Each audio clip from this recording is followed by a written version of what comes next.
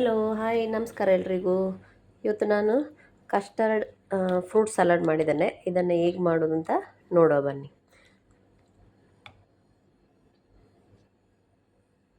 ಇವಾಗ ನಾವು custard fruits ಮಾಡಲಿಕ್ಕೆ ಒಂದು ಪಾತ್ರೆ ಇಟ್ಕೊಂಡಿದ್ದೇನೆ.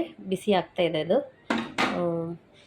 2 ರಿಂದ 3 ಗ್ಲಾಸ್ ಆಗುವಷ್ಟು ಹಾಲು ಮಿಲ್ಕ್ ಏನಿದೆ ಅದನ್ನು ನಾವು ಬಿಸಿ ಮಾಡಲಿಕ್ಕೆ ಇಟ್ಕೊಳ್ಬೇಕು. ಹಾಲು ಬಿಸಿ ಆಗ್ತಾ ಇದ್ದಾಗೆ ಅದಕ್ಕೆ ಸ್ವಲ್ಪ ಕೇಸರಿ ಹಾಕ್ಕೊಳ್ತಾ ಇದ್ದೀನಿ. ಇದು ಹಾಲು ಚೆನ್ನಾಗಿ ಬಿಸಿ ಆಗಬೇಕು.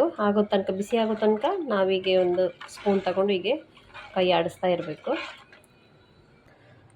ಹಾಲು ಬಿಸಿ ಆಗ್ತಾ ಇದ್ದಾಗೆ ಇನ್ನೊಂದು ಕಡೆ ನಾವು ಒಂದು ಕಸ್ಟರ್ಡ್ ಪೌಡ್ರ್ ಏನಿದೆ ಅದನ್ನ ನಾವೀಗ ಮಿಕ್ಸ್ ಮಾಡ್ಕೊಳ್ಬೇಕು. ಅದಕ್ಕೋಸ್ಕರ ಒಂದು ಅರ್ಧ ಗ್ಲಾಸ್ ಹಾಲಿಗೆ ಒಂದು 2 ಟೀ ಸ್ಪೂನ್ ಆಗುವಷ್ಟು ಕಸ್ಟರ್ಡ್ ಪೌಡರ್ ಹಾಕಿ ಮಿಕ್ಸ್ ಮಾಡ್ಕೊಳ್ಬೇಕು ಚೆನ್ನಾಗಿ. ಇದನ್ನು ಶುಗರ್ ಬಿಸಿ ಆಗ್ತಾ ಇರುವಾಗಲೇ ಕುದೀತಾ ಇರಬೇಕಾದ್ರೇ ಅದಕ್ಕೆ ಶುಗರ್ ನಾವು ಆ್ಯಡ್ ಮಾಡ್ಕೊಳ್ಳೋಣ. ನಮಗೆ ಸ್ವೀಟ್ ಎಷ್ಟು ಬೇಕು ಅಷ್ಟು ನೋಡಿಕೊಂಡು.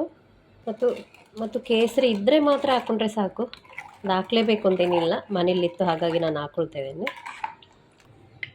ಕಸ್ಟರ್ಡ್ ಪೌಡರ್ ಚೆನ್ನಾಗಿ ಮಿಕ್ಸ್ ಮಾಡಿ ಇಟ್ಕೊಂಡಿದ್ದೇನೆ. ಇವಾಗ ಹಾಲು ಚೆನ್ನಾಗಿ ಬಿಸಿಯಾಗಿದೆ, ಕುದ್ದಿದೆ. ಸೊ ಈಗ ನಾನು ಅದಕ್ಕೆ ಕಸ್ಟರ್ಡ್ ಪೌಡರ್ ಏನು ಮಿಕ್ಸ್ ಮಾಡಿದೆ ಅದನ್ನು ಕೂಡ ಅದಕ್ಕೆ ಆ್ಯಡ್ ಮಾಡಿ ಚೆನ್ನಾಗಿ ತಿರುಗಿಸ್ಕೊಳ್ಬೇಕು. ಹಾಗೆ ನಾನು ಸೇಮಿಗೆ ಸ್ವಲ್ಪ ಇಲ್ಲಿ ನೀರಲ್ಲಿ ಸ್ವಲ್ಪ ಕುದಿಸಿ ರೆಡಿ ಮಾಡಿ ಸೇಮಿಗೆ ಸ್ವಲ್ಪ ಬೇಯಿಸಿ ಇಟ್ಕೊಂಡಿದ್ದೆ, ಅದನ್ನು ಕೂಡ ಇದಕ್ಕೆ ಆ್ಯಡ್ ಮಾಡ್ತಾಯಿದ್ದೀನಿ.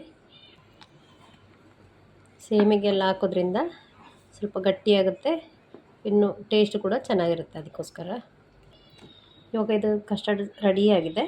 ಇದನ್ನು ನಾವೀಗ ಸ್ವಲ್ಪ ಆರಲಿಕ್ಕೆ ತಣ್ಣಗಾಗಲಿಕ್ಕೆ ಬಿಡಬೇಕು. ಇವಾಗ ಇದು ತಣ್ಣಗಾಗಿದೆ. ಇದಕ್ಕೆ ನಾವಿವಾಗ ಇದನ್ನು ಮತ್ತೊಂದು ಬೌಲಿಗೆ ಹಾಕಿ ಫ್ರೂಟ್ಸ್ ಏನಿದೆ ಅದನ್ನು ಮಿಕ್ಸ್ ಮಾಡ್ಕೊಳ್ಳುವ.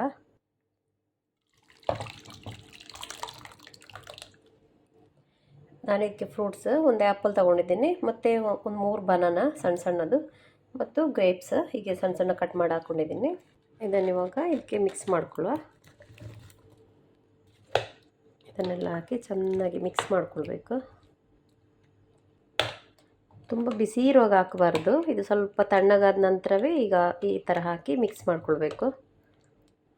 ಲಾಸ್ಟ್ ಕೊನೆಯಲ್ಲಿ ಸ್ವಲ್ಪ ಡ್ರೈ ಫ್ರೂಟ್ಸ್, ಕ್ಯಾಶ್ಯೂ ನಟ್ ಮತ್ತು ಬಾದಾಮ್.